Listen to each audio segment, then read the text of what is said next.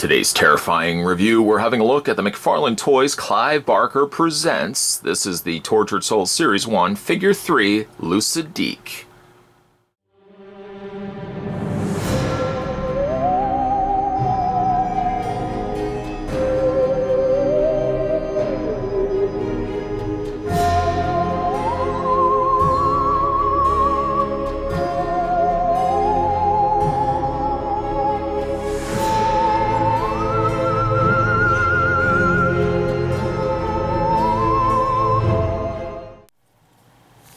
Before we do anything, let's get some measurements for Lucidique. She stands just shy of 7 inches tall. One thing I didn't show you with Venal Anatomica is they come each with a story, kind of very similar actually to the McFarlane Toys Twisted Land of Oz, where each of them come with a chapter of their long one series story. So this in this instance, we've got chapter 6, The Avenger. And I'm not actually going to read this, but I just want to show you what the inside looks like. We've got Lucidique, figure 3, 6 Destinies, book 3, The Avenger. And down below it says, I won't be there to see you suffer in hell. You open this up, and you've got a very substantially long series of stories, so to speak. I wanted to show you that because I didn't get a chance to show that with the last, and there's the front there. I mean, these come actually fairly easy out of the clamshell, so you could really hold on to these and just keep them as like little books that you could read. So I like that. She comes with a couple of accessories, so she is at least accessory-wise, she's a little bit better than the previous figure that we had to look at. She comes with this rather interesting sort of clawed handled blade. It's made up of one long primary blade, but then you've got all these little extension blades that come out. It looks like they want to be posable, but I can tell you this, they're not. They're just sculpted there. And they have been heavily saturated with blood. A little less in the way of the blood department. She also comes with this kind of slicing blade, slightly curved, and no blood, but again, really neat looking sculpt on it. And then of course you've got the figure itself. Now currently she does have a little hook in her hand. And what you can also do too is that she's got the hand, the way that the hand is, it's very soft plastic, but you can take the little extra accessories that she came included with, and you can put them in her other hand. Now, unfortunately, because the hand is so soft, it doesn't do the greatest of job of holding it. It sits really on the loose side. And because of the way the fingers, that the arm is posed, there's really no correct way to kind of hold it. It just kind of seems a little awkward the way that she's positioned it. I suppose, again, you could try to take this out of her hand. As you can see, it slides out, but you're going to be hitting the chain there. You can kind of pry the fingers out. It's just more hassle than what it's worth. The last thing I certainly would want to do is break the fingers as a result of it. We're just going to keep those to the side. Let's have a look at her face. Her face is interesting, and the reason why I wanted to look at this figure, because it's not quite in sequence, this is figure number 3, but the reason why I wanted to look at this particular figure was because when I think Tortured Souls, the two characters I generally myself think of is Venal Anatomica and Lucidique. Especially for like all the production artwork that they used and the promotional artwork that they did for the Tortured Soul line back in the day. I always think of these two characters as the standouts, and one of the reasons why I wanted to look at her second. But she's really interesting in the way of her face. The face almost bears a little bit of a likeness to Angelique from Hellraiser 4 Bloodlines. Maybe that's why I have a soft spot for this particular figure. The other thing, too, that kind of reminds me of it, looks like she's kind of slightly aquatic. And I know she's not. It's just the way that the face has been stretched, but it kind of gives her that sense that she kind of looks like she's got gills, or she's like, you know, like a creature from the Black Lagoon sort of thing. Really, really neat looking design. You can see all those little intricate sculpts right in the area of her face, again, where all that stuff, that skin has been stretched. And she's got these protruding little, dare not even call it hair, but it's almost kind of It's almost got like a worm-like nature to it. It looks like it's dreadlocks, but just the nature of the way that they're peeking themselves out and forcing their way out from the top of her head really has a neat look to it. It kind of looks like it is something that's growing out of her head. Face, I dare say, is pretty. I like that they've also sculpted in her teeth and her eyes. I love the furrowed brow that she's got there as well. Really immaculate paint job.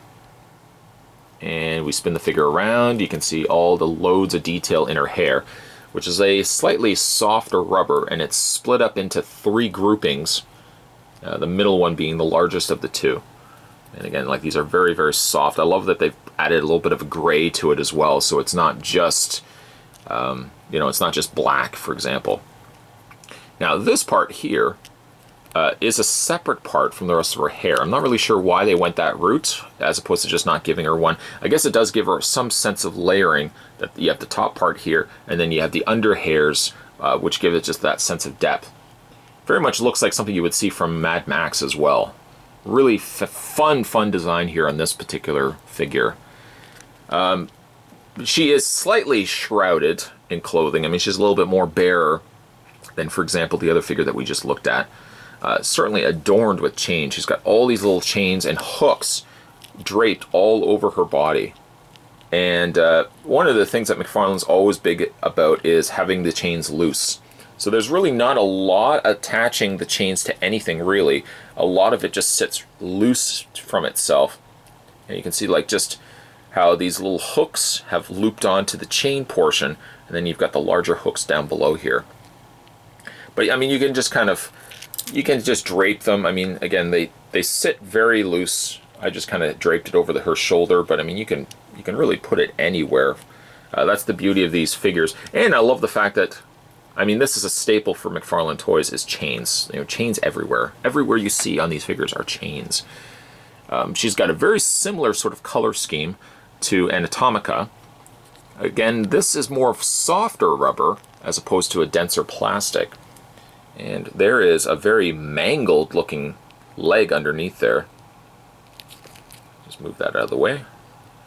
The other boot is completely covered. It doesn't have nearly the rips or gashes that this one leg has. All these little small chains. Again, a really, really neat looking design. If we just kind of move her head out of the way, this is kind of where the meat and the potatoes of it all happens. You can see a considerable amount of skin that's been ripped off the top torso area here. And one of the other things too that you'll also notice, while she doesn't have the areas in her hands to support them, she's got these little areas here where you can put the other accessories, and those just kind of slide. Not the easiest, mind you, but they can slide kind of into those little loops. You take the other one, and again, there's really I don't think there's a particular one side over the other versus that has to be. Well, this one actually has a slightly larger hole, so we'll see if we can take that out. Chains are just going everywhere here. Drape that inside, if it hopefully will fit. It's very, very small hole. It's supposed to fit in there, but I mean, last thing I want to do is force it in there and I break it. Again, this fits in there, but just very, very difficultly. And keeping in mind as well, the hair is going to be draping over top of it, so you don't want to have it too far down because the hair may start forcing it out of the way. So there's a couple of little areas there where we can place these as well if you don't want to have the hands holding them. Getting them in and out, though, a little on the tricky side. Just really beautiful. I keep saying beautiful. I have to kind of stop myself saying that. But I say beautiful, once again, to kind of indicate the level of sculpting that they put into these things. It's incredible. It really seems like they put a lot more into these than they did maybe, like, say, for example, the Spawn figures. A little bit of a gash down on the side of her leg. Just beautiful. Just, again, there I go, saying beautiful. Let's have a look at her posability, shall we? Her head rotates left and right. Now, it's slightly on an angle, as you can see, so when you rotate the head, the hair also seems to want to fight a lot of the times, that when you rotate it, it wants to kind of spring the head back. The arms swivel back and forth. Be very careful not to do any damage there. She doesn't have anything in the forearm, but her hands do rotate. This one, of course, is a little bit different. Arm rotates, but it's more so on an angle. And interestingly enough, the hinge, there's a hinge on this arm. I don't know why. There's a hinge right there. It's not like you can really do all that much with the arm. Doesn't look like there's any arm posability. Maybe there is. But it's so strange that she's got a hinge there, and while this arm completely doesn't have it. It's just a regular swivel. This actually has a hinge. So strange. And then she's got a rotation in the hand. Let me also just show you her hands here. The hands are extremely soft, to the point where you can just bend it back and not pop it off in the process. Let me just go pick it up here. Luckily it didn't break off. It's just pegged into place. Peg it back on. There we go. But a very, very soft rubber. Nothing in the waist. Does have mild swivel in the legs, but I mean, really, what are you going to do with it? Because she's belted her and strapped in. A little bit of leg articulation, but again, really, what are you going to do with it? The figure stands moderately well. If you can get it just on the right angle, she seems to stand okay, but again, you really have to do a balancing act to get her to stand. But as you can see, she does stand. Luckily, though, she does have peg holes on the undersides of her feet. If you do have any bit of difficulty getting her to properly stand, you can always rely on those peg holes if you have a display stand to get Lucidique to actually stand up. Lucidique is one of my favorite figures from the Tortured Soul line, all the more reason why I want to have a look at her next. Granted, compared to Venal Anatomica, which we've already had a look at, she's a little bit more on the fragile side, where moving things like arms and hands, you do feel as if there's a little bit of resistance to the point where the figure may break. I love the excess chains, to which the final looks here, I've just kind of taken off a couple of chains, just kind of clean it up a little bit. I like that she has the extra accessories, which can be a little bit difficult to fit into her back, but otherwise, it's a beautiful looking head sculpt, and really interesting meld, like an interesting marriage, I think, between gruesome and beauty. Kind of the same way as Angelique from Hellraiser 4 had a good combination of beauty and grotesque gruesomeness. I feel the same way here with Lucidique. It's just a great looking figure, one of which looks fantastic, really, when you have her on display.